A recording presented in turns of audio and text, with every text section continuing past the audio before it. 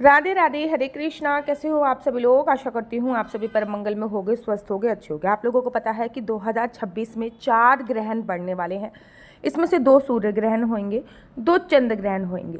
ग्रहण आमतौर पर ऋतुओं के आधार पर होते हैं। 6 महीने के अंतराल में ये ग्रहण आते हैं और 2026 में यह ग्रहण शीत ऋतु में और ग्रीष्म ऋतु दोनों के अंत में ही पड़ने वाले हैं।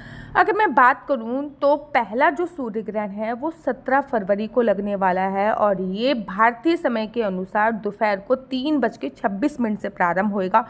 और वहीं सूर्य ग्रहण का जो मध्य होता है वो 5:52 पे होगा और वहीं पे इस ग्रहण का समापन 7:57 पे होने वाला है। ये जो ग्रहण है ये कुंभ राशि और घनिष्ठ नक्षत्र में लगने वाला है। ये वाल्याकार आकार का सूर्य ग्रहण है जो कि भारत में मान्य नहीं होगा।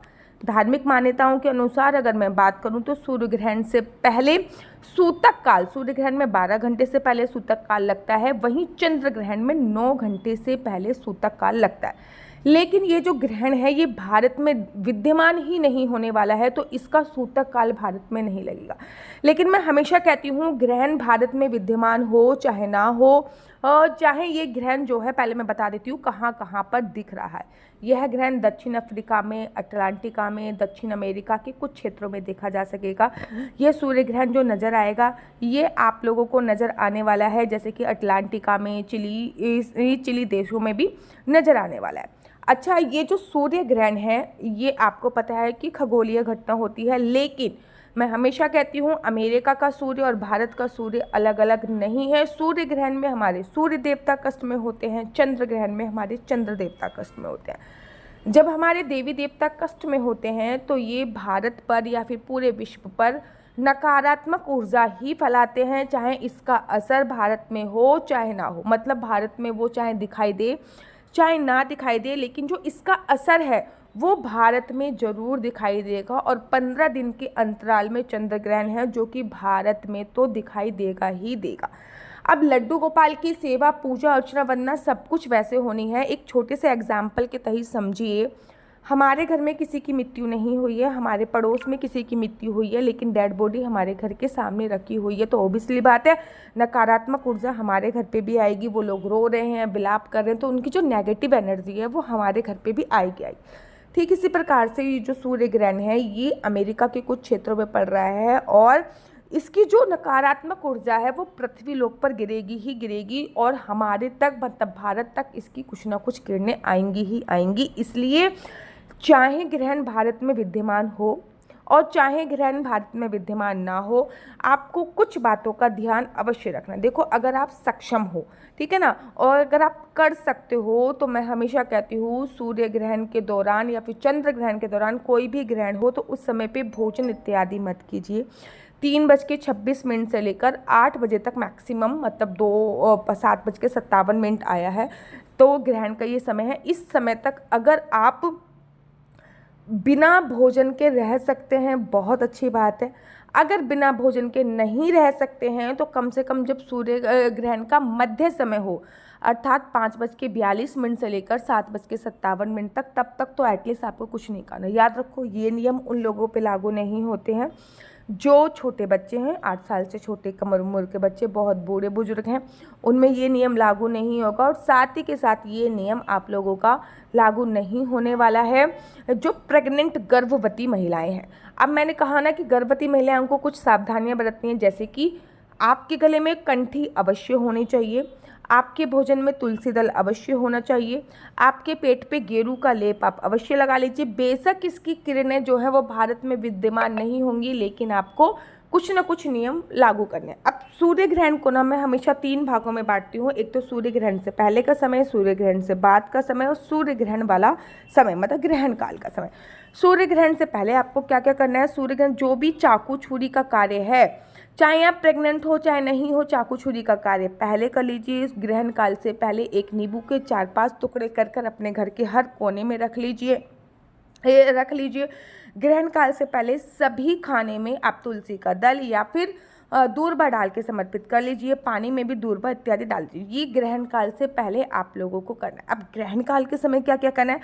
ग्रहण काल के समय सोने की मनाही होती है, खाने की मनाही होती है, पोटी इत्यादि जाने की ग्रहण काल के समय मनाही होती है। ग्रहण काल के समय जितना ज़्यादा मंत्रों का जाप कर सकते हैं उतना ज़्यादा आपको मंत्रों का जाप करना चाहिए। पता है ग्रहण काल में कोई भी मंत्र का जाप किया जाए तो उसकी सिद्धि अवश्य हो जाती है। तो ग्रहण काल के समय आदित्य हृदय स्रोत का पाठ अपने YouTube चैनल पे चला लीजिएगा और आदित्य हृदय स्रोत अवश्य सुनिएगा। और बाकी आपके गुरु ने जो मंत्र दिया है उस मंत्र का जाप आप लोग कर सकते हैं, अपनी गुरुमाला पर भी कर सकते हैं। ऐसा नहीं कि गुरुमाला टच नहीं करनी, क्योंकि सूतक पातक भारत में नहीं है और ग्रहण भी भारत में नहीं है। तो कोई भी ऐसा नहीं है कि लड्डू गोपाल को सुला दो या फिर लड्डू गोपाल की पूजा अर्चना वंदना नहीं होगी, ऐसा कुछ भी नहीं होगा।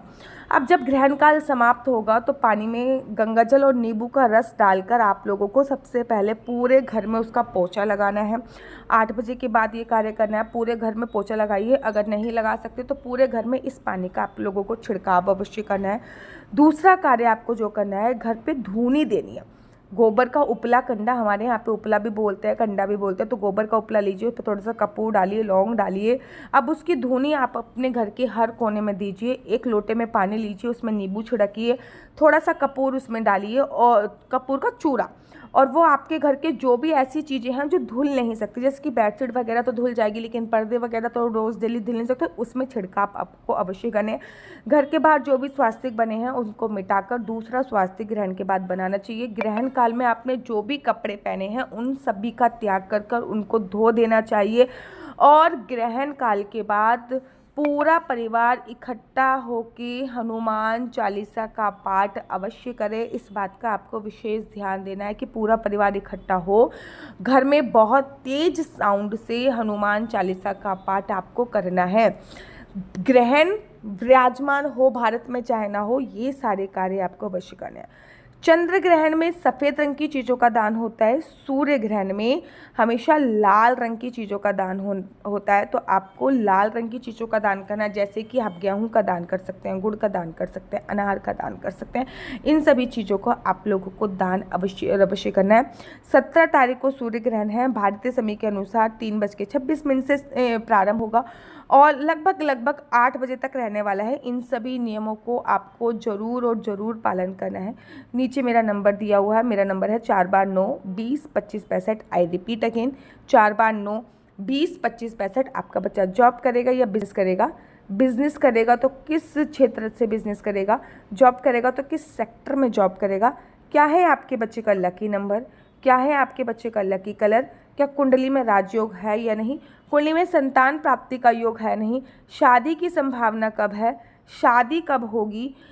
और विदेश जाने की संभावना कब है? आपका बिजनेस चलते चलते रुक गया है तो आपको क्या करना है?